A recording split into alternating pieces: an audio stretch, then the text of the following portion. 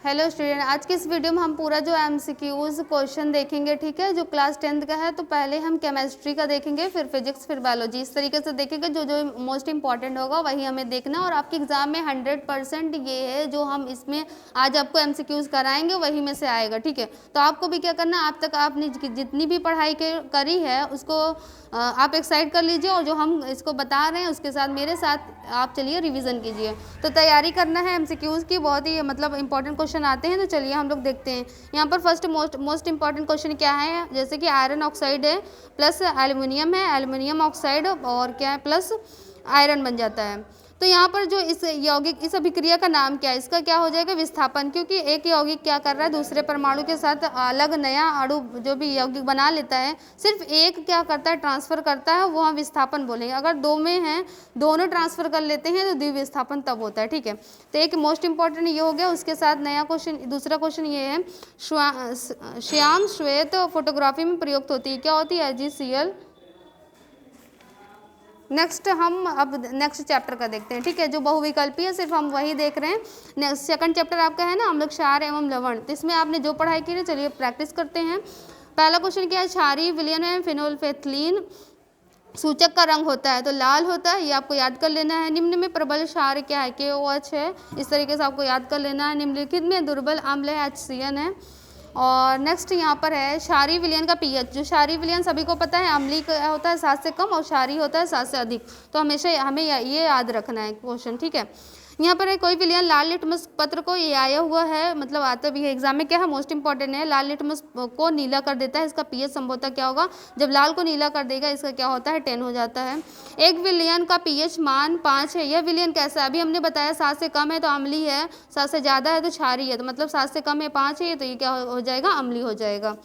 ऐसे ही यहाँ पे 10⁻⁻6 है मोल HCl विलयन का पीएच मान होगा। इसका पीएच मतलब जो कोई दिया है आपका उसकी जो पावर होगी ना वही उसका पीएच मान हो जाएगा। और एक बात ये ध्यान रखना है, जैसे कि 10⁻⁻6 है तो इसका प्लस का 6 आएगा, अगर प्लस में रहेगा तो माइनस में। ये आपको बस इतना सा याद रखना है यहाँ पे, क्योंकि ऑप्शन हमें ध्यान से देखना है।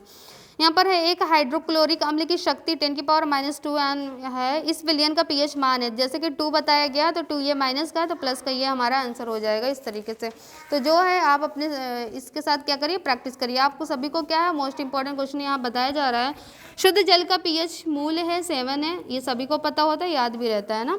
और यहाँ पर देखिए सल्फ्यूरिक अम्ल में अम्लीय हाइड्रोजन परमाणुओं की संख्या होती है, तो 2 ऑप्शन क्या है, सही है, आप इसको याद कर सकते हैं। नेक्स्ट है धावन सोडा का रासायनिक सूत्र है, तो आपको इसमें देखना है। और ये तो जो धावन सोडा है और जो व्यंजक चूड़ होता है ना, ये सब सारे क्या होते हैं, खाने का सोडा, सभी का सूत्र आपको ज़रूर याद होना ही चाहिए, ठीक है। तो हम इसका आंसर ये टिक कर लेंगे, क्या है, सोडियम कार्बोनेट 10H2O, ठीक है। निम्नलिखित में से अम्लीय लवण क्या है, ये सब कुछ ना कुछ तो पता होना चाहिए। सोडियम क्या, NaHSO4 पेयजल को जीवाणु रहित करने में प्रयोग किया जाता है। ब्लीचिंग पाउडर है जो कि कैल्शियम ऑक्सोक्लोराइड है। खाने के सोडे का रासायनिक सूत्र जो अभी हमने बताया, सभी का नाम आपको क्या करना है, याद करना है। तो सोडियम बाइकार्बोनेट, इस तरीके से इसका सूत्र हो जाता है।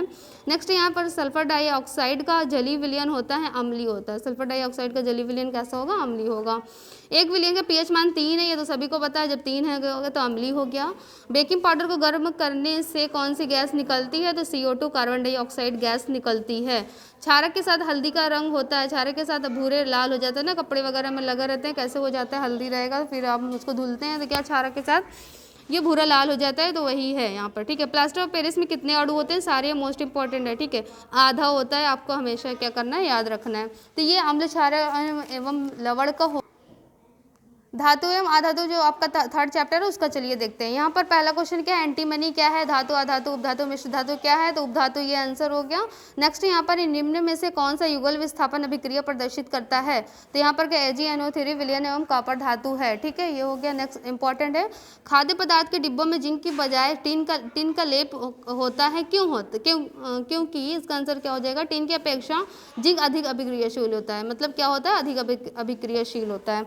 नेक्स्ट यहाँ पर इंपॉर्टेंट है, फफूंदीदार कॉपर है, क्या है, कॉपर जिसमें 2% जो भी 2% अशुद्धियाँ होती है। ग्लांस का रासायनिक सूत्र क्या हो जाएगा, कॉपर सल्फाइड, ठीक है, ये आंसर हो गया। यहाँ पर कॉपर पायराइट को वायु में गर्म करके सल्फर को दूर करने की क्रिया को कहते हैं भर्जन कहते हैं, आपको याद रखना है।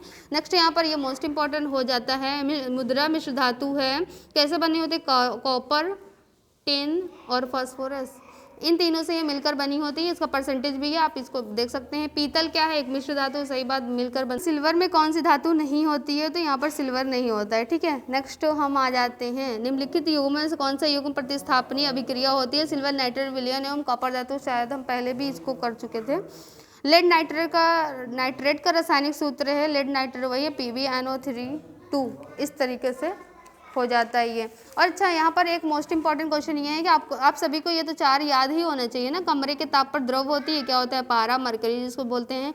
चाकू से आसानी से काटी जा सकती है, सोडियम काटी जा सकती है। ऊष्मा की सबसे अच्छी चालक होती है चांदी और सिल्वर होता है, वही नाम एक ही है। ऊष्मा की कुचालक होती है सीसा, लेड। तो ये 4 आपको इसको भी याद कर देना है, ये आपको बहुविकल्पी में आ सकता है। अब नेक्स्ट चैप्टर देखते हैं, चौथा जो आपको 4th चैप्टर है, कार्बन एवं उसके यौगिक। तो यहाँ पर उसका बहुविकल्पी देखते हैं। देखिए यहाँ पर एल्केनों का सामान्य सूत्र, आपका एल्कीन और एल्काइन तीनों आपको याद कर लेना है, उसका सामान्य सूत्र क्या होता है, ठीक है। तो यहाँ पर एल्केन का क्या है, CnH2n+2 रहता है, ठीक है, ये याद हो गया। एल्कीन का भी आप देख सकते हैं, अच्छा ये फॉर्मूला उदाहरण है C2H4, ठीक है। नेक्स्ट यहाँ पर क्या है, निम्नलिखित में एल्काइन क्या है, C3H4, आप इसको बना के देखेंगे स्ट्रक्चर तो पता चल जाएगा, ठीक है।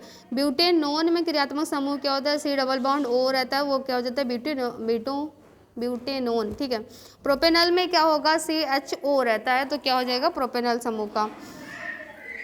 नेक्स्ट यहाँ पर ब्यूटेनोन चतुर्थ कार्बन यौगिक है, जिसका प्रकार्यात्मक समूह है कीटोन होता है, ठीक है। नेक्स्ट यहाँ पर हो गया, यहाँ पर यौगिकों में अल्कोहली समूह उपस्थित है, किसमें होता है, जिसमें OH ऐसे जुड़ा रहेगा लास्ट में, आपका क्या हो जाएगा, अल्कोहल समूह का हो जाता है।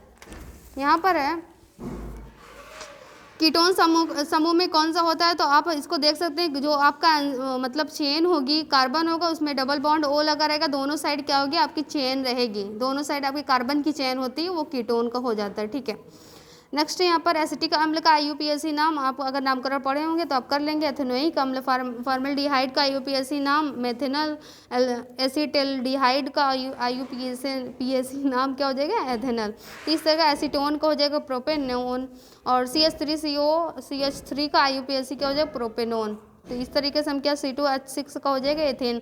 तो आप अगर नामकरण पढ़ोगे तो कर लेंगे, लेकिन ये मोस्ट इंपॉर्टेंट है, इसको जरूर आपको करना है, ठीक है।